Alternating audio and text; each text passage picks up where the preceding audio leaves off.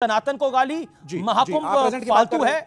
मतलब क्या आपको लगता है कि ऐसा प्रतीत होता है इस पूरे में कि देश आजाद है और सोच गुलाम है? कैसा कैसा नहीं, गुलामी का मतलब क्या होता है? आप संस्कृति को इवॉल्व नहीं कर देना चाहते।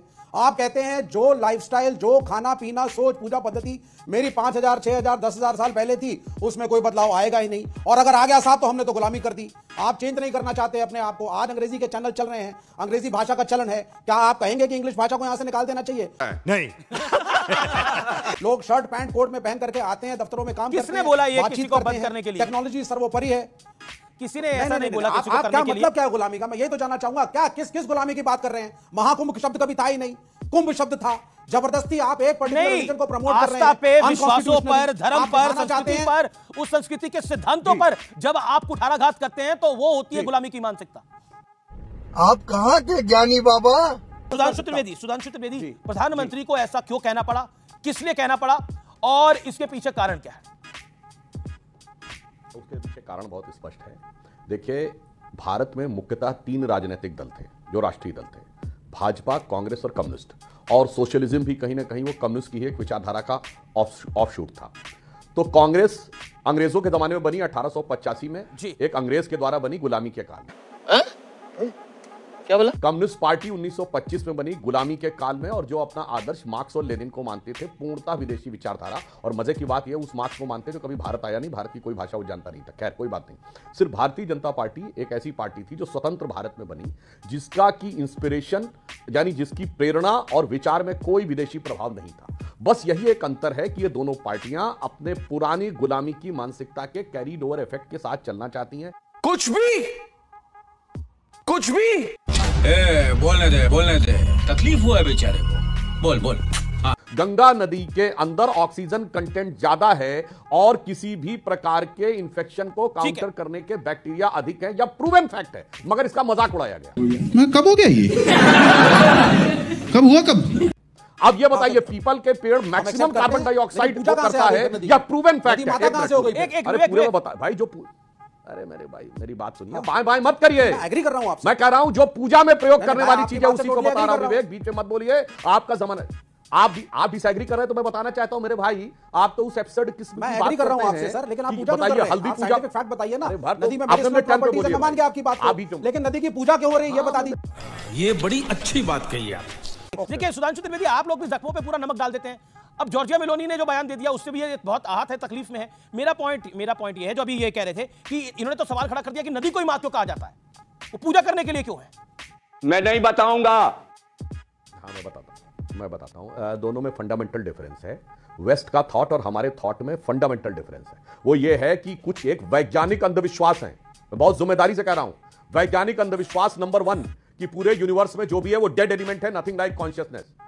क्या बात है सर, क्या बात है सर, क्या बात, ये बात है। वैज्ञानिक अंधविश्वास नंबर 2 कि जो मूवमेंट दिखाई पड़ता है इस यूनिवर्स में मटेरियल का, वो केवल एक केओस में है, उसमें कोई डिजाइन नहीं है, क्योंकि डिजाइन होते डिजाइनर आ जाएगा। वैज्ञानिक अंधविश्वास नंबर 3 कि जो कॉन्शियसनेस दिखाई दे रही है वो आपके सेलुलर माइक्रोबायोलॉजिकल ऑर्गेनिज्म में होने वाले सिर्फ केमिकल रिएक्शन के बियॉन्ड कुछ नहीं है। तो आप जड़ को मान के चलते हैं और हम कॉन्शियस को मान के चलते हैं। और विवेक श्रीवास्तव जी, जरा लेटेस्ट थ्योरी पढ़िए तो समझ में आएगा जब जड़ की तरफ जा रहे हैं या कॉन्शियस की तरफ जा रहे हैं। फेंको अपनी पूरी शक्ति के साथ फेंको। एक सेंटेंस बोलना चाहता हूं अमित जी। ये आजकल क्वांटम कंप्यूटर और इसकी बात बहुत ज्यादा शुरू हो गई। हाँ 10 सेकंड में क्वांटम कंप्यूटर की बात बहुत होने लगी है। विवेक जी, आपको पता है कि आईबीएम का पहला ऑफिशियल कमर्शियल माइक्रोचिप जिस साइंटिस्ट ने बताया था, जॉर्जिया मेलोनी की बात कर रहे हैं तो वो इटली का ही था, फेडरिको फैगिन। और अब उसका लेटेस्ट पढ़िए, वो 83 इयर्स का हो गया है। अब वो लेटेस्ट ये कह रहा है कि ये थ्योरी गलत है कि डेड एलिमेंट से कॉन्शियस बनेगी, कॉन्शियस से मटेरियल बन सकता है, मटेरियल से कॉन्शियस नहीं बन सकती है, जिसको क्वांटम की शुरुआत करने वाला साइंटिस्ट माना जाता है। मैं दर्शकों से कहूंगा जाके चेक कर लो। मगर जानते क्या है, एक लाइन में बस कह देता हूं अमीश जी, ये सारे विपक्षी दलों के लिए, इंक्लूडिंग विवेक जी और जो भी सपा और राजद वाले लोग बैठे हैं, कि अपने वतन पर सदियों तक है रही हुकूमत गैरों की, लेकिन कुछ चेहरों पर अब तक धूल है उनके पैरों की। ये आजादी के बाद की मानसिकता में आज तक निकल ही नहीं पाए हैं। ये आजादी की मानसिकता, हमारा स्वतंत्र नहीं आ पाया है, स्वराज्य आया है, तंत्र अभी भी विदेशी का है। उस तंत्र की लड़ाई है जो प्रधानमंत्री जी ने कहा इस अमृतकाल में। तो रुको जरा, सबर करो। एक बड़ी खबर आ रही है, कुंभ पर शिवपाल यादव का एक बड़ा बयान आया है। उन्हें बोला 144 सालों की बड़ी ब्रेकिंग स्टोरी है व्यूअर्स, कुंभ पर 144 सालों की बात गलत है, वेदों में नहीं है 144 सालों का जिक्र, यह कहा है। मैं रुक करता हूं आपका, यह बड़ी खबर है। क्या आपको लगता है कि भारतीय संस्कृति की कोई भी चीज हो उसका विरोध करना, सिंगोल का विरोध करना, मतलब बाबर के कसीदे पढ़ना, महाकुंभ का विरोध करना, क्यों महाकुंभ का? जी राजकुमार भाटी 50 सेकंड। आज कोई ऐसी घटना नहीं, मुझे 50 सेकंड क्यों, अभी सुधांशु त्रिवेदी तो 5-7 मिनट बोले। जी बोलिए। नहीं, आप मुझे थोड़ा समय दें। बोलिए। तो ऐसा तो कोई डिबेट होती नहीं है जी, क्योंकि हम अपनी बात पूरी कह नहीं पाते, दर्शक समझते हैं कि यही ठीक है। पहली बात तो आज कोई ना तो ऐसी कोई घटना हुई है, ना कोई ऐसा बयान आया है कि हम इस पे सनातन पे और आस्था पे डिबेट करें। सही पकड़े हैं। ये प्रायोजित डिबेट है। भारतीय जनता पार्टी को ये सूट करता है कि लोगों में अंधविश्वास बना रहे, लोगों में कूपमंडूकता बनी रहे, लोगों में पाखंड बना रहे। इसलिए भारतीय जनता पार्टी चाहती है कि ज़्यादा से ज़्यादा डिबेट इस तरह की हों कि लोगों के अंदर भ्रम फैले और विपक्ष के नेताओं के चुन के वो बयान दिखाए जाएं। अरे बाप रे, ये तो धोती खोल रहा है। शिवपाल जी का जिक्र कर दिया। आप मुझे बताइए अमीश जी, आप एंकर होने के नाते बताइए, 144 साल पहले 1881 सन था, क्या 1881 में कुंभ हुआ था? सुधांशु जी बता दें। अंग्रेजों ने 1855 में कुंभ पर रोक लगा दी थी और फिर 1855 के बाद कुंभ 1925 में हुआ। 1855 और 1925 के बीच में कोई कुंभ हुआ ही नहीं। तो 144 साल का ये मेथड ये कहां से आया है? अरे देवा, ये गड़बड़ है बाबा। एक आप अभी एक सज्जन की फोटो दिखा रहे थे, प्रधानमंत्री भी उनके आश्रम में अभी गए हैं, धीरेन्द्र शास्त्री। क्या बाबा बागेश्वर साहब? बाबा का है, गोयल नया लड़का है, जवान लड़का है, धीरेन्द्र शास्त्री है। बाबा कैसे है? वो प्रधानमंत्री तो कह रहे थे मेरा छोटा भाई, आप कह रहे हैं बाबा। इस सज्जन को क्या तकलीफ है भाई? प्रधानमंत्री ने अपने भाषण में कहा मेरा छोटा भाई। ये बाबा कहता है कि जो कुंभ में कुचल के मर गए हैं उन्हें तो मोक्ष मिल गया। ये तो खुशी की बात है। क्या सुधांशु त्रिवेदी और अमीश देवगन इसका समर्थन करेंगे? कोई बात का समर्थन स्वामी जी समर्थन करेंगे? मैंने खुद सवाल पूछा, उन्होंने बोला वो मेरे से त्रुटि हुई, मैं गलती माफी मांगता हूं। मैंने उनसे सवाल पूछा। मेरा नहीं, ये बताइए, अच्छा बाबर, अच्छा ये देश राम का या बाबर का? नहीं सवाल है सर, नहीं सवाल है। मैं बहुत कम समय लूंगा, लेकिन हमारी आप और 50 सेकंड लीजिए। मैं कह रहा हूं ये देश राम का है या बाबर का है, बताइए ना। अरे ये क्या सवाल किया है? इस सवाल ही गलत है। जैसे आप बाबा कह रहे हैं धीरेन्द्र शास्त्री को, ये कुछ दिन पहले कह रहा था। मेरी संस्कृति कहती है कि जो योगी हो जाए, जो धर्मात्मा की, जो धर्म की बात करे, वो आपसे अगर अनुज भी हो तो लेकिन वो पद में आपसे फिर बड़ा हो जाता है, वो कद में आपसे बड़ा हो जाता है। योगियों, संतों, साधुओं, महात्माओं को हाथ जोड़ के प्रणाम, चरणों में शीश नमन। लेकिन इस वर्दी में बहुत से डाकू, लुटेरे, फ्रॉड भी बैठे हैं, धोखेबाज भी बैठे, गारंटी के साथ कहता हूं, कई तो जेल में पड़े हैं। बलात्कारी भी इस वर्दी को पहन लेते हैं। वर्दी को परिणाम नहीं होना चाहिए, आचरण को परिणाम होना चाहिए। लेकिन जो मैं अपनी बात कह रहा था, मेरी बात जाने दें दर्शकों तक। इसी बाबा ने कहा, भगवा को बात आपने बलात्कारी से जोड़ दिया, आपने भगवा कपड़ों को आपने किस चीज से जोड़ दिया? नहीं आपत्ति है, डाकू से जोड़ दिया। मेरी आपत्ति नहीं, मेरी आपत्ति है, सोच समझ के कह रहा हूं। रावण ने भी यही ड्रेस पहन के माता सीता का अपहरण किया था, रावण भी इसी ड्रेस को पहन के आया था। फिर तो रामचंद्र जी को नतमस्तक हो जाना चाहिए था उसके सामने। आदमी के कर्म देखे जाएंगे, उसका आचरण बिल्कुल कर्म देखे जाएंगे, लेकिन मेरा पॉइंट ये है, आपने बाबा बागेश्वर के संदर्भ में ये बात बोली, आपने बाबा बागेश्वर के संदर्भ में ये बात, आपने बाबर और बाबरी मस्जिद का जिक्र। हाँ, मैंने बाबर का जिक्र करा। ये देश राम का है या बाबर का है? बाबरी की वकालत क्यों कर रहे थे आपके नेता सुबह से शाम तक, रात से दिन तक? वकालत क्यों करते हैं? कल्याण सिंह भारतीय जनता पार्टी के मुख्यमंत्री ने सुप्रीम कोर्ट में शपथ कहा था मैं बाबरी मस्जिद को नुकसान नहीं पहुंचने दूंगा। ये तो लेटेस्ट न्यूज है। जब बाबरी मस्जिद शहीद कर दी गई तो अटल बिहारी वाजपेयी, लाल कृष्ण आडवाणी ने शपथ खा के कहा था हमने बाबरी मस्जिद को नुकसान नहीं पहुंचाया, हम उसे नुकसान नहीं पहुंचाना चाहते। ठीक है। और मुकदमे चले, इन्होंने गीता पे हाथ रख के सौगंध खा के कहा कि हम बाबरी मस्जिद की रक्षा करना चाहते हैं। जी, अब आप इनसे पूछिए। बात तो सही है। लेकिन मैं कंचना यादव के पास चलूंगा। Kanchana Yadav, Giorgia Meloni, Giorgia Meloni prime minister of Italy, Giorgia Meloni क्या कहती है? जब 90 के दशक में बिल क्लिंटन और टोनी ब्लेयर ने ग्लोबल लेफ्टिस्ट नेटवर्क बनाया था, तब उन्हें बहुत बड़ा नेता कहा गया था। लेकिन जब आज ट्रंप, मेलोनी, यहां तक कि मोदी बात करते हैं तो उसे लोकतंत्र पे खतरा बताते हैं। मेलोनी ने यह भी कहा कि यह लेफ्ट का डबल स्टैंडर्ड है। क्या आपको लगता है कि लेफ्ट लॉबी, लेफ्ट लिबरल्स पूरी दुनिया से अब विदाई की ओर है क्योंकि वो समाज से दूर है? ये बहुत डायरेक्ट सवाल है। जो कुंभ को गाली देते हैं वो लेफ्ट लिबरल ही तो है। ऐसा कैसे हो सकता है?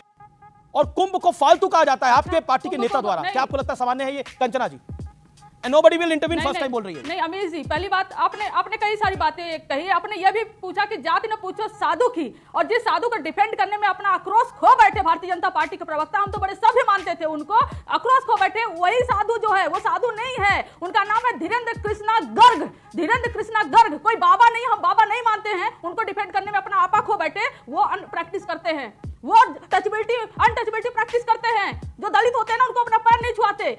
धर्म के नाम पर वो कहते हैं कि हिंदुओं हथियार उठा लो, इसको कहते हैं धर्म का मिसयूज करना।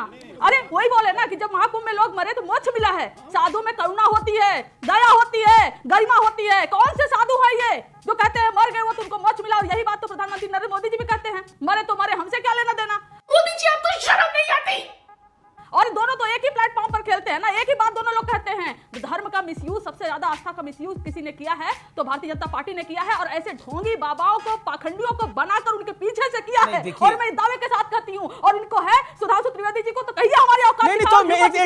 मैंने तो आपसे बाबा पे सवाल नहीं पूछा, मैंने तो बाबा बागेश्वर पर आपसे सवाल नहीं पूछा, मैंने मलोनी पे सवाल पूछा। आप अपने एजेंडे पे आ गई। हालात को मत मोड़िए, आग मत दीजिए, आग में घी मत जलाइए। आपको किस बात पर डिबेट करना चाहिए, आप किस बात पर डिबेट कर रहे हैं? बात तो सही है।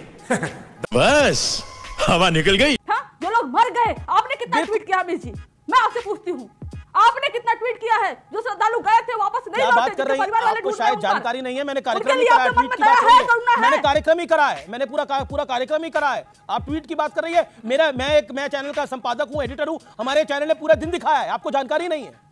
ये झूठ है, झूठ है, झूठ है। कुंभ को फालतू कहना, मैं उस बात का बतंगड़ नहीं बना रहा, लेकिन क्या आपको लगता है ये जायज था?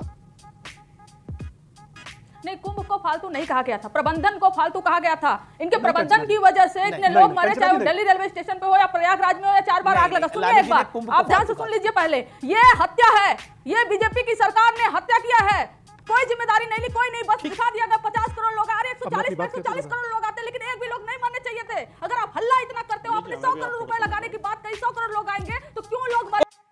I am sorry Babu.